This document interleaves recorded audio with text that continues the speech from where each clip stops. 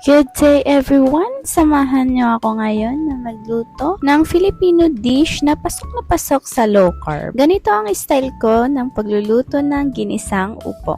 Pork ang magiging sahog natin, fresh from palengke, at yan na nga nilagay ko sa kawali at nilagyan ko ng kaunting tubig na mabababad lang ang mga baboy.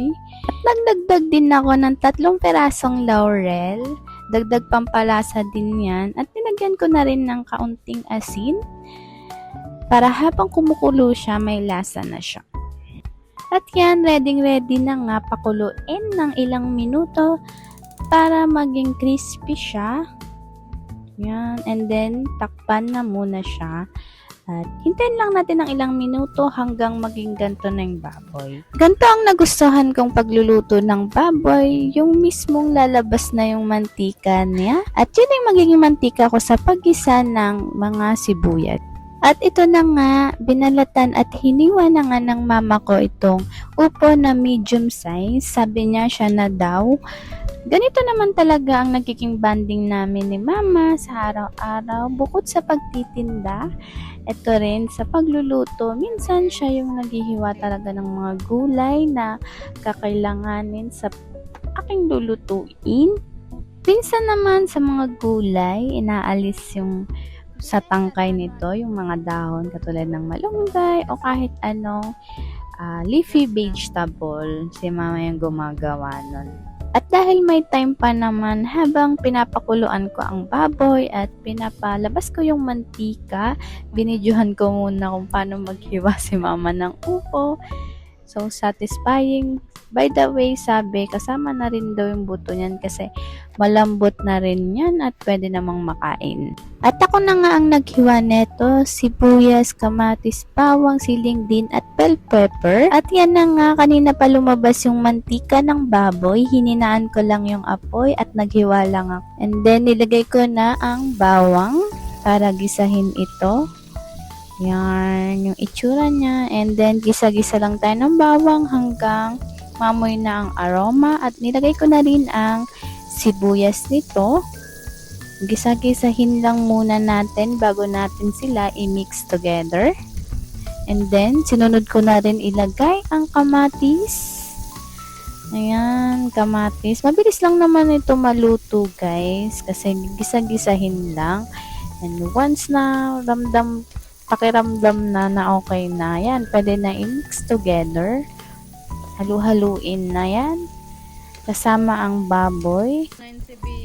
At ilalagay ko na rin ang naiwang siling green at bell pepper. Yung bell pepper, nilalagay ko talaga yan paminsan kasi parang mas sumasarap yung lasa pag may parang lasa ng bell pepper. So, yan, nilagay ko na at gisa-gisa ko na sila. At ito na nga ang upo, tapos na hiwain ni mama at nahugasan ko na rin at nirekta ko na rin dito sa lutoan. So, yan. Nalo-halo ko na yan hanggang sa mahalo na sila lahat. And then, pag ganyan na, nahalo ko na lahat. Syempre, hilaw pa yung upo niyan. Tatakpan ko muna. Kasi mamaya-maya magsasabaw din naman yung upo. Kaya hindi ko naman muna hindi ko talaga nilalagyan ng tubig. Yan na nga, after ilang minuto, lalabas na yung sabaw niya. Yan, yung sinasabi kong sabaw. Tapos, syempre, hindi pa yung luto kasi may white-white pa yung upo. Hintahin natin maya-maya. Tapos, ito nga pala yung itlog na sinama ko sa sinaing. At yan, pag ganyan na yung itsura, luto na yan, guys. Kaya, pwede na tayong kumain. By the way, tinimplahan ko lang din naman to ng asin at paminta. At ayan na, luto na. Prepare ko ng aking isang boiled egg. At yan, sumandok na nga ako sa aking mahiwagang mangkok. At rekta na ako sa tindahan para kainin ito. At yan si mama nagre-repack pa ng mantika. Siyempre, pawis na pawis yan. After ko magluto, diretso ay sandok, diretso upo at kain. Kasi may pupuntahan pa ako niyan. At kailangan ko ng mga kain din agad. So, kahit mainit pa nga, kain agad yan. Ako naman kasi talaga, mahilig talaga ako sa mga bagong luto at mainit na pagkain. Para kasing nakakagana kumain pag mainit at bagong luto yung isang pagkain.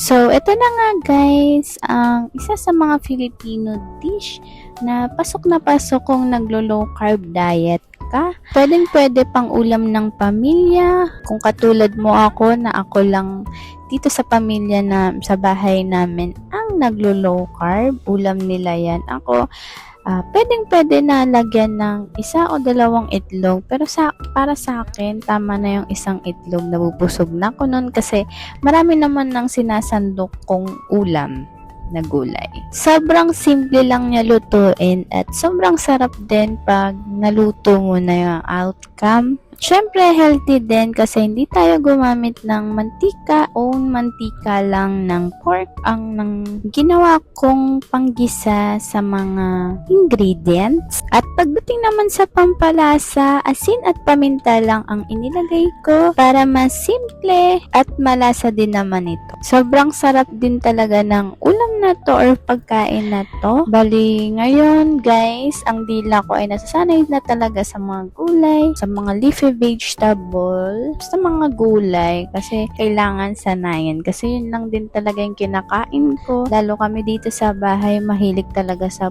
gulay. So, that's all for today's guys. Malapit ko na rin itong matapos ang aking kinakain at minamadali ko na kasi aalis pa ako. So, thank you for watching and subscribe, like, and comment. Kung gusto nyo pang mapanood ang other vlog ko na about dito, about my low carb journey. And thank you for supporting guys. Bye-bye!